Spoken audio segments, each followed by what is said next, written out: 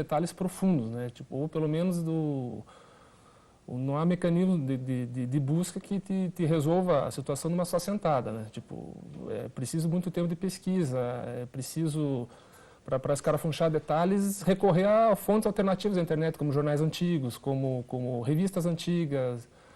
Então, são coisas que a gente pode acrescentar ao conhecimento de hoje, que se perderam com o passar dos anos, né? Por exemplo, eu não sei se existe na internet, suponho que deve existir, mas uma referência é que o México usava uma camisa grená nas Copas de 30, na Copa de 50, que teve o problema na partida Suíça e México na Copa de 50, que o México usava uma camisa grená, calção preto, meia preta, a Suíça usava camisa vermelha, calção branco, meia vermelha. O árbitro falou que não era possível distinguir os jogadores daquela maneira, então o México teve que trocar de camisa e pegou uma camisa emprestada de um clube de Porto Alegre, o Cruzeiro, que era uma camisa, na verdade, que era igual à da seleção da Argentina. Então o México apareceu na partida jogando igual à seleção da Argentina e perdeu o jogo. Tá. Esse tipo de descoberta você faz pesquisando muito. Você levou quanto tempo para fazer a primeira versão da enciclopédia? Do momento que porque eu sempre fui juntando material, não havia intenção inicial, era um Foi hobby. fazer no seu arquivo? Exatamente, era um arquivo pessoal. E durante um período da minha vida que eu tive alguns problemas, eu falei, eu preciso fazer alguma coisa por mim, e peguei esse material e resolvi sistematizar. E aí surgiu o livro. Tá. Entre o tempo de sistematizar e a coisa pronta levou aproximadamente uns 3 meses. Tá. Né? Agora, a coleta de material, essa é... Me permita uma evasãozinha pessoal. Problema de saúde? Não. Problema de desemprego. Tá, de desemprego, tá. Isso. Tá, então você foi tratar de se ocupar. Opa, exatamente. Que bom. Bendito desemprego. Às Com vezes certeza. o desemprego... Eu não sei quem disse um dia, eu acho que foi o Liacoca. A pior coisa que pode acontecer para uma pessoa é ter um emprego muito confortável, porque ela se acomoda. Eu acho que é isso aí mesmo. Com certeza. Agora, e aí, como é que você convenceu a Nova Terra a fazer um catatal desse, que tem... Porque custa caro fazer livro no Brasil, muito caro. Né? E o livro do Luiz Fernando tem exatamente quantas páginas, Luiz Fernando? Tem... Opa. 600 e pancada, né? Exatamente. Não sei exatamente também. A tabela aqui dá 610, 615, são 620 páginas. 620 isso. páginas. Como é que eu convenci? Isso. Eu, na primeira edição, quando eu completei a obra, né, eu falei, agora o que é que eu vou fazer com isso?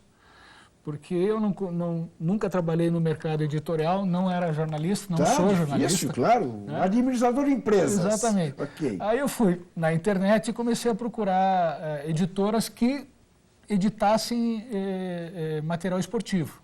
Encontrei algumas, mandei e-mails dizendo, olha, escrevi um livro sobre Copas do Mundo, assim, tem diversos. Exatamente. Jornalistas com nomeada já fizeram isso. Exatamente. Aí umas 3 ou 4 me responderam, e entre elas uma, que era a editora Axel, que o diretor falou, me mande um capítulo para eu examinar. Tá. E se eu gostar, a gente volta a conversar. Aí, uns dias depois, ele mandou uma resposta dizendo que tinha gostado e que, se eu quisesse, ele estava disposto a examinar tudo para quem sabe, publicar. Eu disse, não tenho nada a perder. Mandei a obra toda, ele examinou e falou, vou bancar o projeto. Isso aconteceu no final de 2005. Uhum. O livro foi lançado, me deu uma enorme satisfação. Por problemas outros, a editora fechou e, no lugar dela, a equipe que trabalhava nessa editora fundou a Nova Terra. O Alberto, que é o editor o Alberto Garcia, que é o editor do livro, me contatou no final do ano passado, dizendo do meu interesse de lançar uma edição revista. Eu disse, por mim, maravilhoso. Aí fiz um novo capítulo sobre a Copa de 2006 e revi toda a parte estatística que precisava ser recolocada. E aí pessoal da Nova Terra resolveu bancar. Para mim é satisfação. Ambos são de Curitiba, ambos são do Paraná, que é mais um traço de união. Ambos não têm, vamos dizer, o nome. O Lício milita na imprensa e terá, certamente, o nome, né, de um grande jornalista esportivo. Mas ambos fizeram uma coisa que muito grande jornalista esportivo, com grandes grifes, não fizeram quando tentaram fazer coisas semelhantes. Os dois livros são extremamente originais. Você vê que não são cópias. Teve gente que simplesmente andou traduzindo coisas feitas pelo mundo afora. Não é o caso nem do Lício, nem do Luiz, com quem eu continuo a conversar no próximo bloco. Até já. Converso com Lício Veloso Ribas, que escreveu O Mundo das Copas, as curiosidades, os momentos históricos e os principais lances do maior espetáculo do esporte mundial, pela editora Lua de Papel e também pela Leia. Não é isso que é esse gigante português que acaba de aportar ao país. O fato da Leia estar junto foi o que permitiu uma edição de 30 mil exemplares, Lício? Foi, sem dúvida. É um gigante do ramo, né? E a Lua de Papel é uma holding, não sei exatamente qual é o termo que se usa nesses casos, da editora Leia. Né? Aqui no Brasil é lançado pela Lua de Papel. Né? A Leia tem ramificações em Angola, Moçambique, em Portugal, obviamente, né? E acredito que aí dê para lançar em Portugal também. Tá. Você conhece Portugal, não? Não, nunca fui. Mas olha que maravilha, quer dizer, esse livro, além do mais, vai te permitir conhecer a terrinha. Espero que sim, né? Tenho parte de familiares de ascendência portuguesa, né? Silveira da Mota e por aí vai. Você vai para a Copa da África do Sul? A minha ideia é essa, né? Eu estou esperando... Editor não costuma ir, não. Editor fica aqui na retaguarda. Mas dentro da equipe esportiva que a gente tem lá dentro do Jornal do Estado, existe a possibilidade de que eu vá para a Copa do Mundo, né? De fazer alguma cobertura por lá e tal. Eu tenho um colega, assim, que é muito competente lá, que fica segurando as pontas. Você passou quantos anos para terminar esse livro? Então, eu comecei ele em fim de 2004, né? Eu comecei a juntar coisas. Na verdade, assim, eu tinha a intenção de escrever livro de Copa do Mundo desde 1986, depois da Copa do México, né?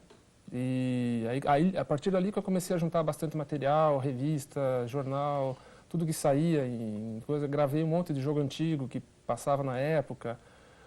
E foi o desenvolvimento, tipo, eu tinha 13, 14 anos, né? Não ia ficar uma coisa boa. Claro. E a partir de 2004, a minha esposa falou, não, mas por que você não escreve? Sabe, incentivou, não, vai lá, faz. Aí, beleza, vou começar a fazer. Aí, rejuntei todo o material que eu tinha, comecei a tabular coisas, ver ficha técnica, reassistir a coisas antigas que tinham sido feitas, a partidas antigas, filmes de Copa do Mundo. Comecei a procurar bibliografia estrangeira, porque eu achava que era necessário. Às vezes a gente tem diferenças gritantes de pontos de vista entre a bibliografia nacional e a bibliografia estrangeira. Na França, por exemplo, se você perguntar quem que é a melhor seleção de todos os tempos, eles vão dizer que é de 98. E eu, pessoalmente, acho que é do Brasil de 58.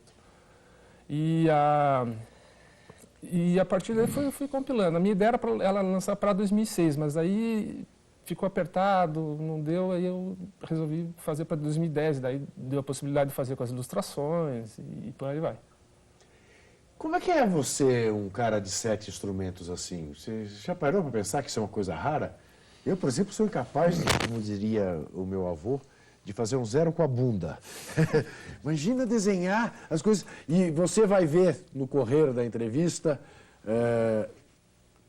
páginas da enciclopédia e páginas do Mundo das Copas, né? Tem coisas assim, tem coisa aqui de bico de pena, tal ou não?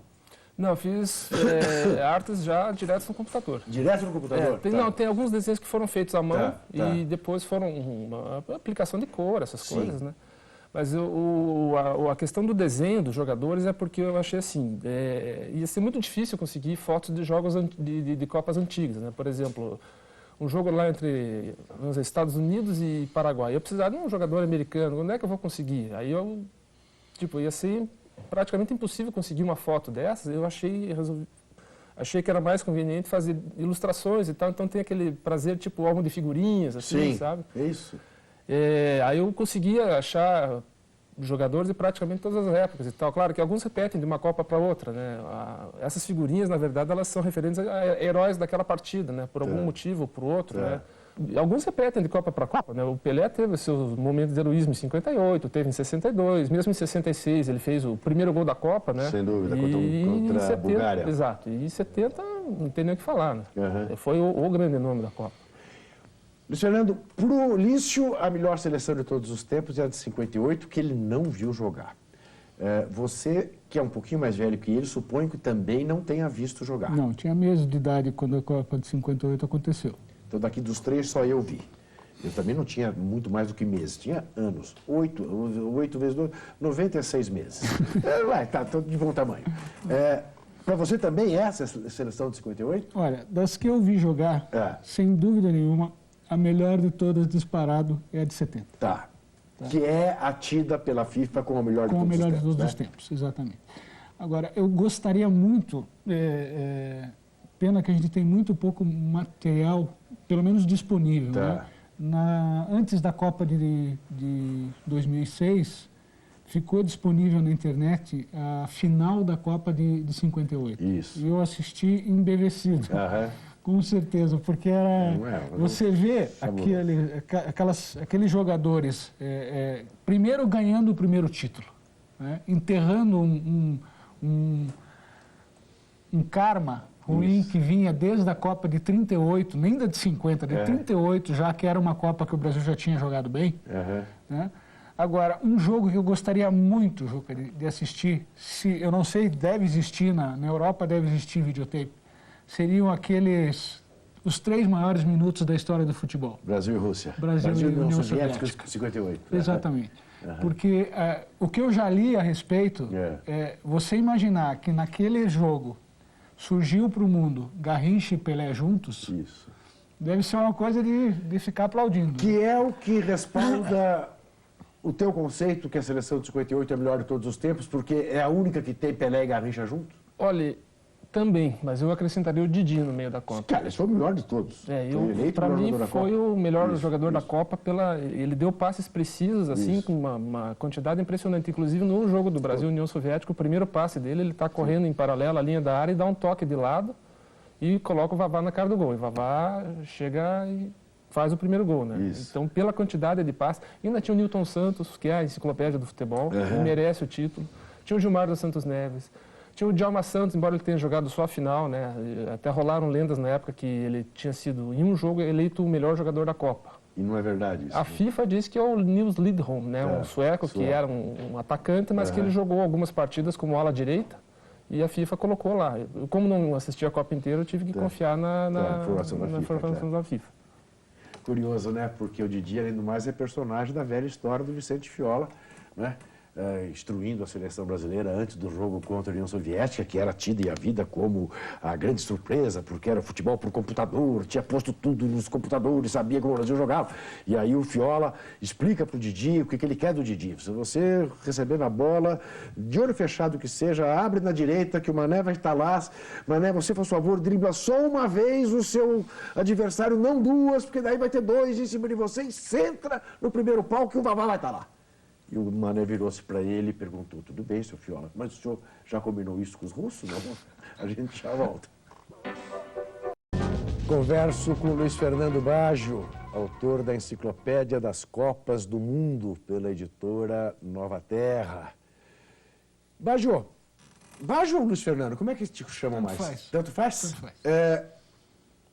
faz. Qual é, de todas as coisas que tem aqui, sim, aquela que você considera, das suas pesquisas, a melhor curiosidade ou a sua maior surpresa, ou aquilo que foi mais difícil para você checar e poder ter certeza antes de poder escrever?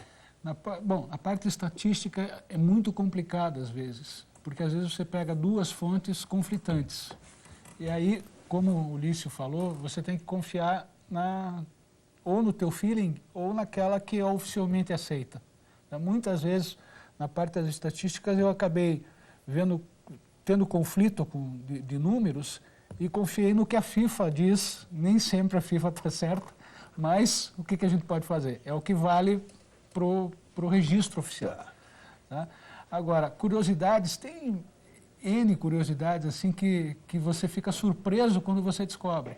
Uma que eu não sabia, na Copa de 70, eu acho que isso aconteceu desde a primeira Copa e vai continuar acontecendo, os árbitros darem uma ajudinha para o time da casa. Né? Haja visto Coreia em 2002. Mas um erro, entre aspas, cometido por um juiz no jogo contra Honduras, foi El Salvador, desculpe, o jogo contra El Salvador. Houve uma falta a favor de El Salvador, o juiz marcou, um jogador do México pegou a bola, bateu a falta, o juiz deixou a bola correr e o México fez um gol. E o juiz validou o gol. E aí acabou o primeiro tempo, porque os jogadores de El Salvador não queriam voltar, não queriam dar início ao jogo. Quer dizer, isso, vamos ajudar um pouquinho, mas chegar a esse extremo... A esse ponto. Então, essa que eu me lembro, assim, de cara, é uma das que eu mais... Você conhecia essa história, Alice? Conheci. Tá aqui também no seu livro? Tá no livro. Até na hora do reinício do jogo, tem um jogador de El Salvador que dá um bico na bola e tira a bola do campo na hora do reinício do jogo. Rouba, mas com mínimo de discussão. Não, e o detalhe é o seguinte, o jogo até então estava 0-0 e estava equilibrado. Né? A gente pensa que El Salvador é uma seleção incipiente, mas El Salvador está criando dificuldade para... Se eu não estou enganado, é nessas eliminatórias que classificam El Salvador que tem o famoso jogo da El Salvador e Honduras, Exatamente, né? a guerra do futebol. A guerra do futebol. Exatamente. Né? É exatamente nessas eliminatórias. Isso. 69, né? Tá certo. Uma outra coisa que confesso que eu nunca fui atrás para saber direito por quê. Mas os livros oficiais da FIFA sobre as Copas, eles começam a ser publicados a partir da Copa de 70? Não tem anterior à Copa de 70? Porque eu tenho de 70 em diante todos. Não existem... Você sabe do que eu estou falando? Os livros, capa azul primeiro, depois foi mudando. É isso mesmo? É só a partir de 70? Eu não tenho registro de ter coisa anterior. Na internet você tem todos os registros a partir desde 30. Agora, em livro publicado, eu acho que é a partir de 70 mesmo. Você tem também esses livros todos da FIFA, não? Não, eu só conheço eles a partir de 70 também. Tá. A própria FIFA só fez filmes oficiais da Copa a partir de 54, né? Então, antes, até para ter registro de imagens em movimento das Copas mais antigas, mesmo a Copa do Brasil, era muito difícil de ter. O que eu consegui ver da Copa do Brasil, fora os Jogos do Brasil, foi uma filmagem do gol da Espanha contra a Inglaterra no Maracanã na Copa de 50. E antes da guerra, então, a Copa da França de 38 tem bastante registro audiovisual, né? Não sei se é porque a FIFA resolveu fazer alguma coisa finalmente e tal. A Copa da Itália tem muito pouco, inclusive no filme da final da Copa é difícil até você saber como é que foi, parece que está meio mal editado, você não tem certeza de quem chutou. A sede da FIFA era na França? Antes, porque o Jules Rimet era francês. Era na França. A partir de 1939, quando a guerra estourou, o Rimet ficou com medo, com razão, porque a França foi invadida logo depois, encaixotou tudo e foi para a Suíça. Interessante. Uma outra coisa que aconteceu nessa época, a taça Jules Rimet correu risco. Ela estava na Itália. Do Mussolini. Exatamente.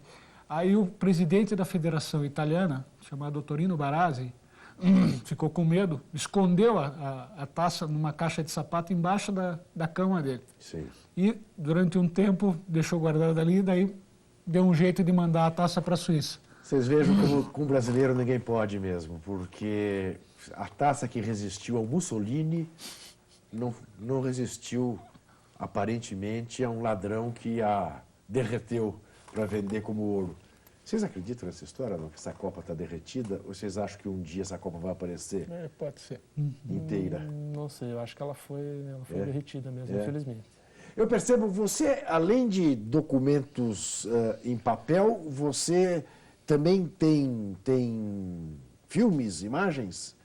das Copas? Tem. Os filmes de 54, os oficiais, por exemplo, eu gravei todos. A final da Copa de 50 eu consegui puxar de um site sueco, com narração em sueco. Claro que eu não entendia nada, mas as imagens estão ali. Os 90 minutos? Os 90 minutos. É? E filmes de 62 eu tenho alguma coisa também. Tem, aí a partir de 66 também, mas aí já está bem completo. Tá. Né? Quer dizer, você tem os 90 minutos do Brasil e Uruguai da Copa de 50? Não, esses não. Eu tenho pedaços, assim, lances e tal. Tem, por exemplo, no fim do jogo, quando o jogo já estava 2-1, uma cobrança de escanteio, o Ademir, se não me engano, sobe com o Máspoli e tal, e o juiz encerra o jogo ali. Tem uma foto famosa do momento em que o juiz está terminando o jogo. E tem um jogador que eu não me lembro, se eu não me engano, é o Zizinho, olhando espantado para o juiz. Não pode acabar. Exatamente. O senhor não me faça uma coisa dessa. Isso. Como é que o senhor acha que vai acabar esse jogo? O senhor não sabe a confusão que o senhor está armando. E arrumou, né? E arrumou. E eu acho desse jogo, uma das coisas assim que eu acho fabulosa, é que o Jules Rimet desce para entregar a taça para o Brasil, né? Ele está no túnel quando o Uruguai faz o gol, e quando ele chega no gramado é que diz, o Uruguai está ganhando, a taça vai ser... Exatamente. É fantástico. E aí ele teve que procurar o Obdúlio Varela para poder entregar, porque disse que virou uma confusão, ninguém se entendia mais. E ele, de repente, quase anônimo, ele entregou. E a história que o Obdúlio conta, né, depois da noite que ele vai e para num bar e começa a pedir lá uma bebida e vai se dando conta da tristeza que ele causou, é fantástico, né? É fantástico. Uma das coisas que eu acho espetacular é a união que aconteceu entre os dois times depois. Isso. Depois. O respeito com que os jogadores... sempre se falaram. Fernando, eu sempre digo que essa digamos, é a antecipação daquilo que depois virou a síndrome de Estocolmo, né? Aquela coisa do sequestrado, do sequestrador. É impressionante, né? Como os 22 protagonistas daquele jogo parece que viraram uma coisa só, né? Exatamente. É incrível, realmente. Eles fizeram houve um evento que eu acho que nenhum deles poderia imaginar que teria a magnitude que Exatamente. Você tem toda a razão, a gente já volta. Converso com dois autores de dois livros brilhantes. Converso com Lício Veloso Ribas, autor do Mundo das Copas, as curiosidades, os momentos históricos e os principais lances do maior espetáculo do esporte mundial, pela editora Lua de Papel. O Mundo das Copas, de Lício Veloso Ribas, e a Enciclopédia das Copas do Mundo, de Luiz Fernando Baggio, pela editora Nova Terra. Os dois autores paranaenses, os dois autores de duas obras raríssimas, deliciosas, uma curtição como poucas, que só o que está em papel permite. Não tem conversa, só o que está em papel. Lício, se você tivesse que escolher de tudo que você leu, pesquisou, viu e tal, o jogo da história das Copas, que jogo seria esse? Dos jogos que eu vi ao vivo? Ou... Não. Porque como você se dá o direito de achar que é a melhor seleção de todos os tempos é uma seleção que você não viu? Porque há quem... Eu, por exemplo, se você me pedir a minha seleção de todos os tempos, eu só escalo gente que eu vi. Certo. E faço o esclarecimento. Olha, eu sei que eu estou deixando de fora o Frederich, o Leônidas da Silva, o Domingos da Guia, que quem viu diz que eram fantásticos, mas eu não vi. Então eu falo dos que eu vi. Mas eu sei que, principalmente pesquisadores, eu não vou te convencer que você não viu aquilo que você leu tanto. Porque aqui nós estávamos falando de 50... Eu, às vezes, tomo cuidado de não falar para alguém que eu estava no Maracanã em 50. Porque eu sei tantos detalhes daquele episódio histórico que a sensação que você tem é que você estava lá.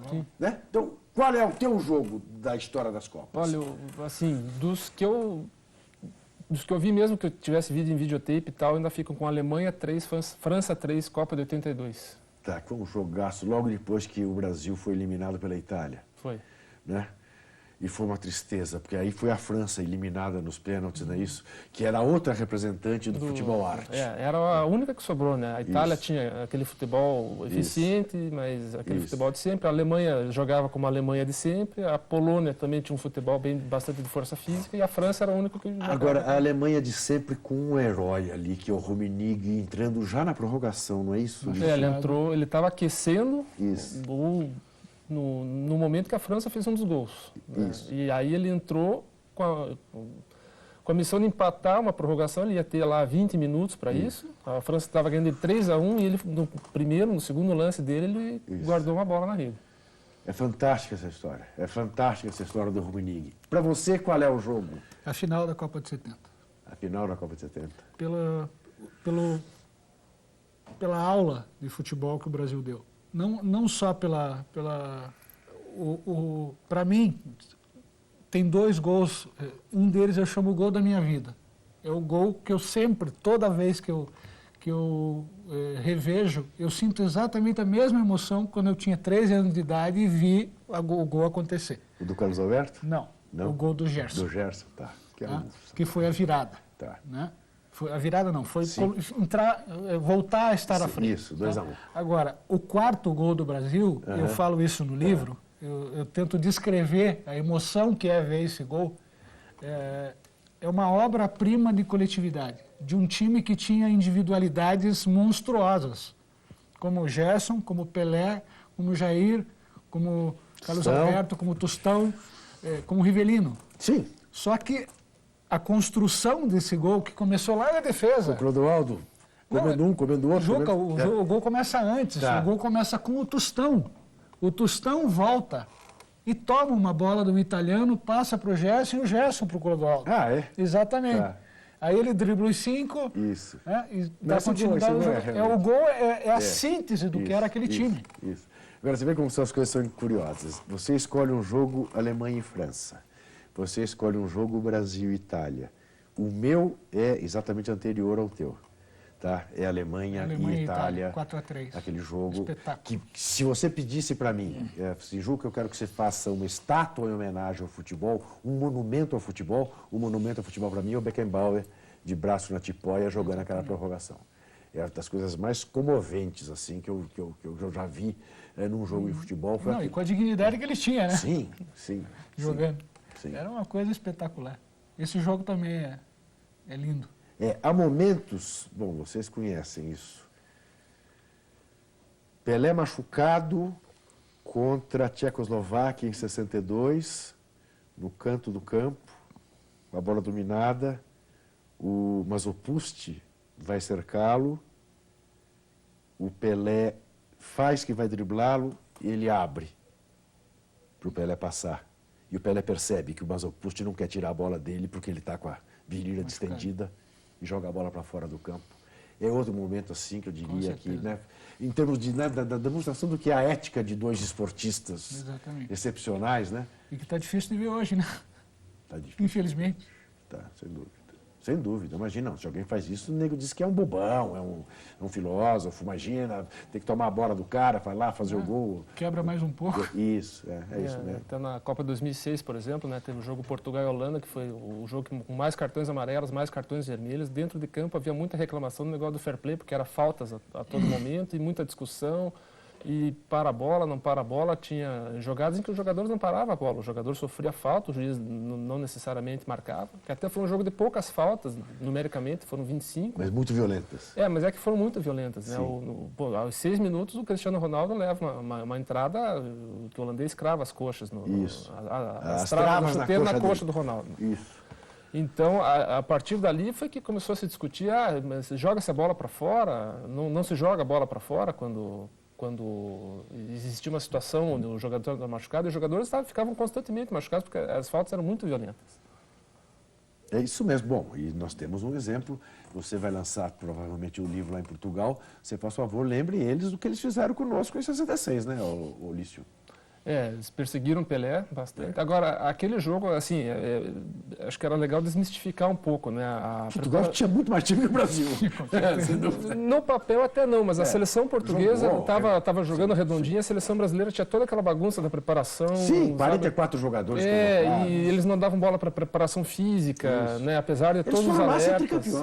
E Portugal teve um lance lá que se o juiz quisesse marcar um pênalti do Rildo, que o Rildo toca a bola com a mão dentro da área, eu poderia. Aí ainda deu azar que o Manga, que pô, uma história linda no Botafogo, no Internacional, tipo, falhou nas bolas aéreas. Sim.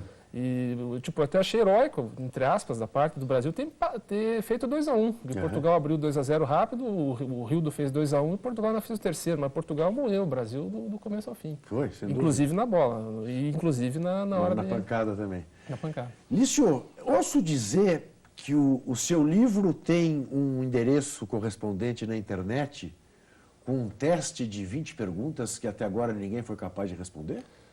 Tem um quiz com 20 perguntas. Eu fiz 18 perguntas sobre uma para cada uma das 18 Copas até então e mais 2 genéricas. Assim, até agora ninguém conseguiu responder todas. Mas qual é a dificuldade? Está ali, ó. Estamos vendo a página do livro O Mundo das Copas do Lício. Que legal, que legal. Mas por quê? As perguntas são muito difíceis assim? Ou tem pegadinha, é isso? Algumas têm pegadinha. Por exemplo, eu vou entregar uma, né? Não dê a resposta, só faça a pergunta. Sim, mas, por exemplo, na Copa de 34, a Itália jogou com... Aí tem as 4 opções, né? E, na verdade, assim, a Itália jogou com A, B, C e D, mas daí na Copa de 38 ela jogou com E, F, G, H. Na Copa de 82 ela jogou com I, J, K, L. E na Copa de 2006 jogou com M, N, O, P. E todas essas respostas estão... Então, a pessoa às vezes pode se confundir. Não, a Itália jogou com tal nessa Copa e... Mas jogou contra isso, quer dizer? Não. Como assim? São adversários que a Itália pegou nas Copas. Tá ok.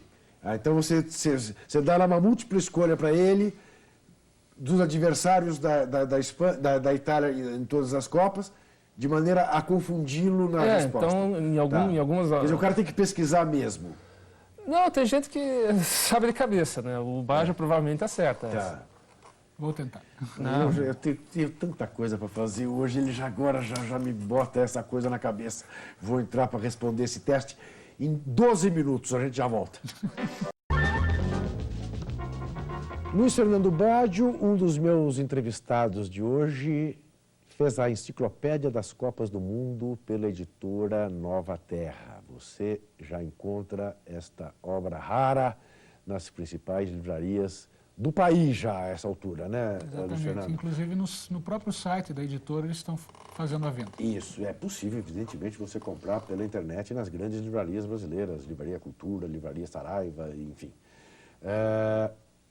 Ainda com preço que eu diria salgado, menos para você, fã do esporte, não me venha com essa, né? Você gasta isso almoçando, jantando, numa boa. Mas eu diria que inteiramente justo, pela qualidade do que tem aqui. R$ 119.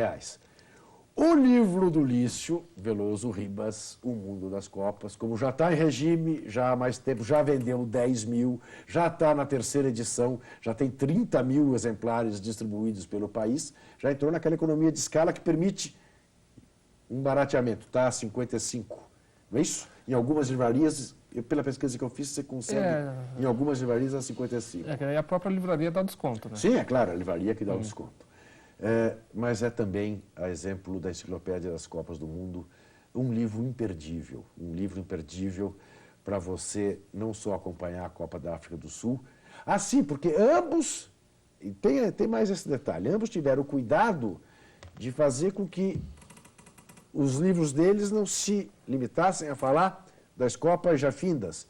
Ambos prestam serviço em relação à Copa da África do Sul. Quem vai ganhar a Copa da África do Sul, Luiz Fernando? Olha, eu acho que é uma Copa muito, mas muito equilibrada. Tá? Eu tenho confiança na seleção brasileira, principalmente pela filosofia que o Dunga conseguiu implantar. Tá?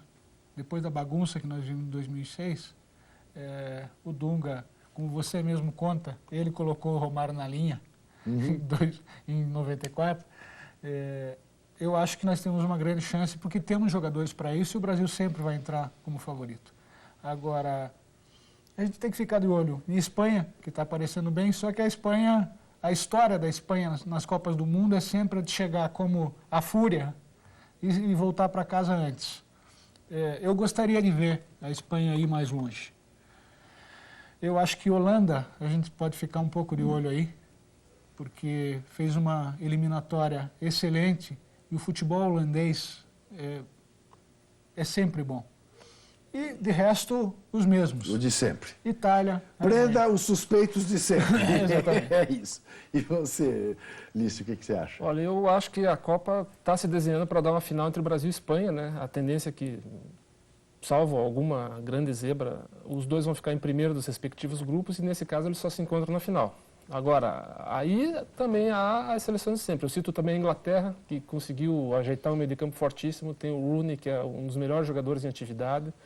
A Argentina pode ser o grande derrubador de bolões. Assim. Para mim, não seria surpresa se ela fosse campeã, porque ela tem time para isso. Não seria surpresa se ela caísse nas oitavas de final, porque a preparação dela está sendo muito bagunçada. O Messi não consegue render na seleção da Argentina o que ele rende no Barcelona, pelo simples motivo que a seleção da Argentina não joga que nem o Barcelona. A seleção da Argentina não prende a bola no meio de campo com a qualidade do Xavi, do Iniesta, do Piqué, para que dê condições do Messi brilhar.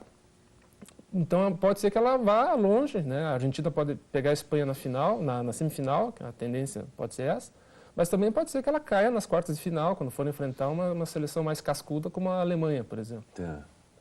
Olha aqui, é inevitável a oportunidade de ter dois pesquisadores aqui da história do futebol no Juca Entrevista. É inevitável a pergunta sobre esta polêmica que está aí, né, agitando o país. Na sua opinião, a taça das bolinhas, ela deve ser entregue ao São Paulo ou ela é do Flamengo? Eu acho que ela deve ser entregue ao São Paulo. Eu acho que aquela coisa ridícula que foi aquele campeonato de módulo amarelo e módulo verde, tá? O Flamengo foi o campeão naquele ano. Tá? Só que não houve o jogo. O Sport não jogou contra o Flamengo.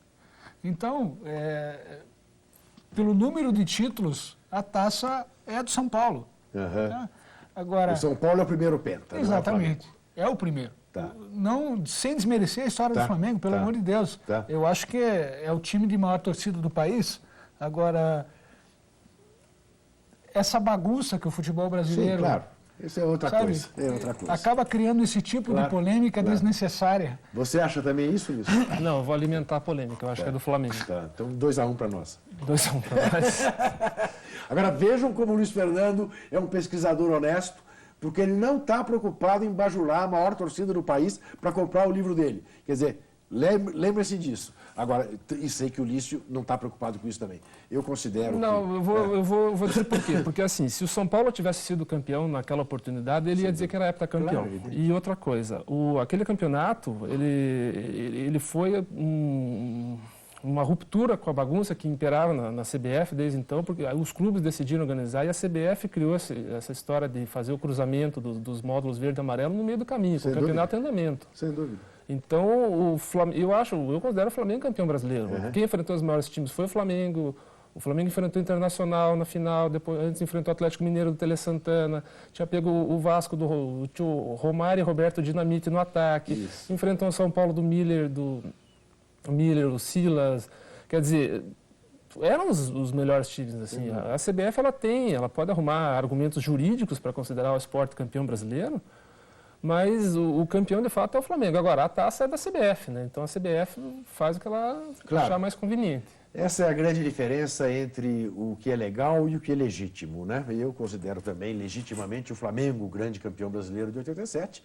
É indiscutível que legalmente ficou decidido que foi o Esporte Clube do Recife. Agora, o que é muito legal, o que é muito legítimo é essa enciclopédia das Copas do Mundo do Luiz Fernando Baggio, que eu vivamente recomendo, e o que é muito legal também é o Mundo das Copas do nosso Lísio Veloso Ribas.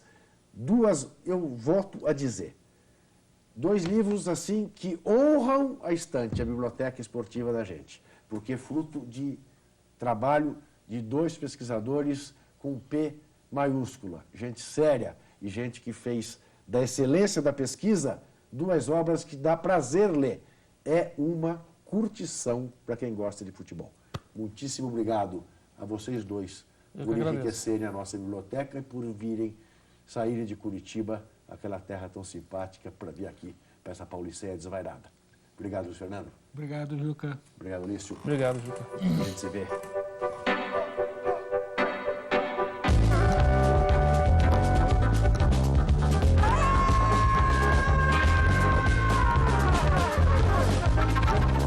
O valor do Lício e do Luiz Fernando vai além dos 2.